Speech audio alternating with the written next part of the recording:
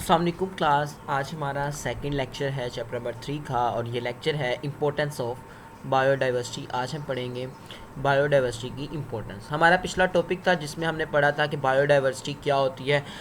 ये बायोडाइवर्सिटी जो इस दुनिया में इतने टाइप्स के जानदार मौजूद हैं, इसका कोई फ़ायदा भी है, इसकी कोई अहमियत भी है। तो ये है हमारा टॉपिक इम्पोर्टेंस ऑफ बायोडाइवर्सिटी। जी हाँ, इनका हमारे लिए बहुत ज़्यादा फ़ायदा है, बहुत ज़्यादा अहमियत है। तो पहला इनका जो फ़ायदा है, पहले इनकी जो अहमियत है वो ये है कि इस बायोडाइवर्सिटी को हम फूड के तौर पे यूज़ करते हैं। किस तौर पे इस्तेमाल करते हैं? फूड के तौर पे। दुनिया में जितने भी जानदार हैं या इतने टाइप्स के जानवर मौजूद हैं, इंसानों के लिए उनका पहला फ़ायदा ये है कि इनको फूड के तौर पर यूज़ किया जाता है। कैसे फूड के तौर पे यूज़ करते हैं? जैसे हम पौधों को फूड के तौर पे यूज़ करते हैं, पौधों के हम फ्रूट्स खाते हैं, पौधों के हम सीड्स खाते हैं और पौधों के हम लीव्स खाते हैं। तो ये हम फूड के तौर पे यूज़ करते हैं। इस तरह एनिमल्स हैं, एनिमल्स के गोश्त खाते हैं हम और उनको भी, उनका मिल्क भी हम यूज़ करते हैं।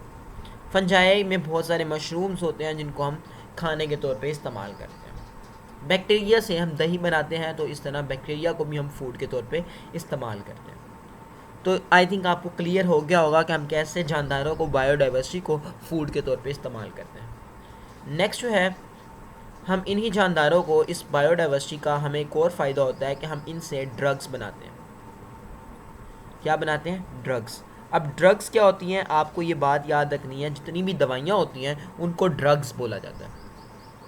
किसको ड्रग्स बोला जाता है? दवाइयों को। जो दवाइयाँ हम खाते हैं उनको ड्रग्स बोला जाता है। हमारे यहाँ पर एक गलत कॉन्सेप्ट है कि नशा आवर दवाइयों को ड्रग्स कहा जाता है। ऐसी बात नहीं है। जितनी भी दवाइयाँ हम खाते हैं उन सबको ड्रग्स बोला जाता है। तो हमारी जितनी भी दवाइयाँ हैं वो हमें कहाँ से मिलती हैं? वो हमें बायोडाइवर्सिटी से मिलती हैं, डायरेक्टली या इनडायरेक्टली। डायरेक्टली या इनडायरेक्टली की बात यह है कि हमारे जितने भी पौधे हैं, आपको पता होगा तो पुराने ज़माने में भी जड़ी बूटियाँ इस्तेमाल की जाती थी दवाइयों में। वो सारी दवाइयाँ हमें कहाँ से मिलती थी? पौधों से। पौधे खाकर, जड़ी बूटियाँ खाकर उनको दवाइयों के तौर पे इस्तेमाल किया जाता है। आज भी हर्बल मेथड में दवाइयाँ जो है पौधों से इस्तेमाल की जाती है। इसी तरह हमारी जितनी भी दवाइयों की कंपनियां हैं, ये कंपनियां अपनी दवाइयों के लिए मटेरियल कहाँ से हासिल करती हैं? पौधों का रस निकाल कर वहाँ से हासिल करते हैं। तो हम ड्रग्स जो है बेसिकली हमें बायोडाइवर्सिटी से मिलती है, डायरेक्टली या इनडायरेक्टली। इसी तरह इस बायोडाइवर्सिटी को हम इस्तेमाल करते हैं, ये इसका एक और फ़ायदा ये है कि ये हमारे लिए इंडस्ट्रियल मटेरियल प्रोड्यूस करने में इन्वॉल्व होती है। इंडस्ट्रियल मटेरियल वो मटेरियल होता है जो कि इंडस्ट्रीज़ में इस्तेमाल होता है, जो कि इंडस्ट्रीज़ में यूज़ होता है। इंडस्ट्रीज़ को जो रिक्वायर्ड होता है उसको इंडस्ट्रियल मटेरियल बोला जाता है।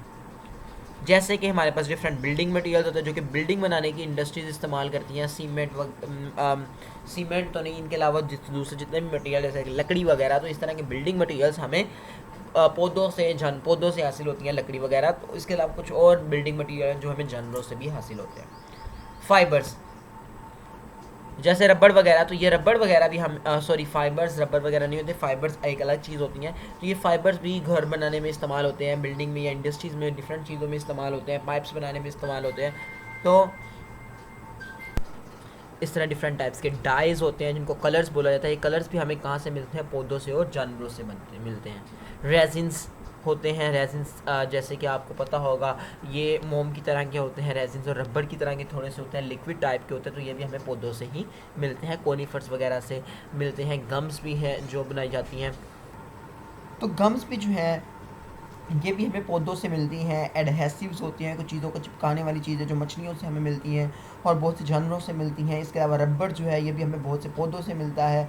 और इस तरह लास्ट पर हमारे पास मौजूद है ऑयल्स। तो बहुत से पौधों से हम ऑयल भी हासिल करते हैं। तो ये भी हमारे पास एक इम्पोर्टेंस है बायोडाइवर्सिटी की। तो अभी तक 3 इंपॉर्टेंस मैंने आपको बताई है कि बायोडाइवर्सिटी को हम फूड के तौर पे इस्तेमाल करते हैं, ड्रग्स के तौर पे इस्तेमाल करते हैं और इंडस्ट्रियल मटेरियल्स के तौर पे इस्तेमाल करते हैं। इसके अलावा इसी बायोडाइवर्सिटी को हम इस्तेमाल करते हैं एक और काम के लिए, और वो हमारे पास है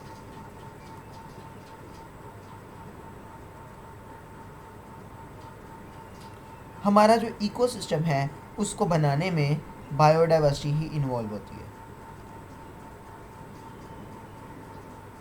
मेंटेन एंड मेक इकोसिस्टम, हमारे माहौल को, हमारे इकोसिस्टम को बनाने में और उसको मेंटेन करके रखने में भी जो काम है वो बायोडाइवर्सिटी का होता है। तो किस तरह हमारी जो बायोडाइवर्सिटी है वो हमारे माहौल को बनाती है और उसको मेंटेन करती है? तो इसमें सबसे पहली चीज़ ये है कि ये हमारे माहौल की, हमारे एटमॉस्फेयर की केमिस्ट्री को रेगुलेट करती है। तो पहला जो काम ये करते हैं वो ये करते हैं कि हमारे तो हमारा जो एटमॉस्फेयर होता है, हमारी जो बायोडाइवर्सिटी है, इस एटमॉस्फेयर केमिस्ट्री को रेगुलेट करने में इन्वॉल्व होती है। जैसे कि आप केमिस्ट्री की बुक पढ़ते हैं तो आपको पता हो केमिस्ट्री में हम मॉलिक्यूल्स और एटम वगैरह को पढ़ते हैं।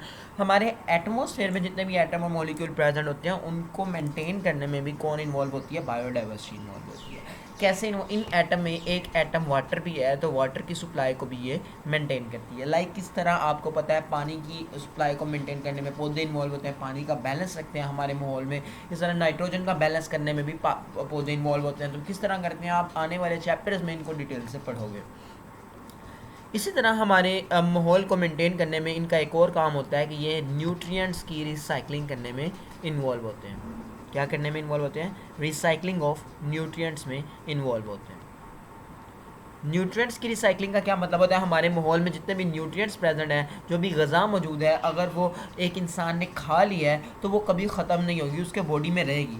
अब जब वो उसके बॉडी में मौजूद है, वो इंसान जब मर जाएगा तो उसके बॉडी को बैक्टीरिया डिकम्पोज कर कर उस फूड को या जो उसके अंदर न्यूट्रिएंट्स मौजूद हैं उनको नाइट्रोजन की फॉर्म में कन्वर्ट कर देंगे। इनको दोबारा फिर से कोई और जानदार यूज़ कर लेगा और इस तरह ये हमारे माहौल में जो न्यूट्रिएंट्स हैं ये रिसाइकल होते रहेंगे। और इसका एक फ़ायदा ये भी होता है कि हमें फर्टाइल सॉइल्स मिलती हैं।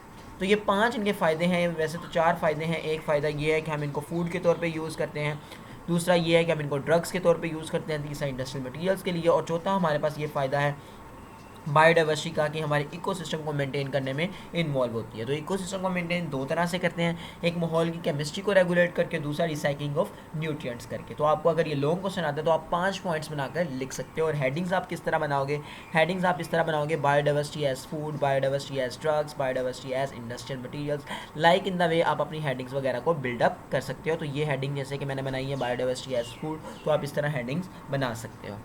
आपको ये क्वेश्चन इस तरह भी आ सकता है, what is the significance of biodiversity. तो गाइस ये थी हमारा आज का लेक्चर। मिलते हैं नेक्स्ट लेक्चर में, तब तक के लिए अल्लाह हाफिज़।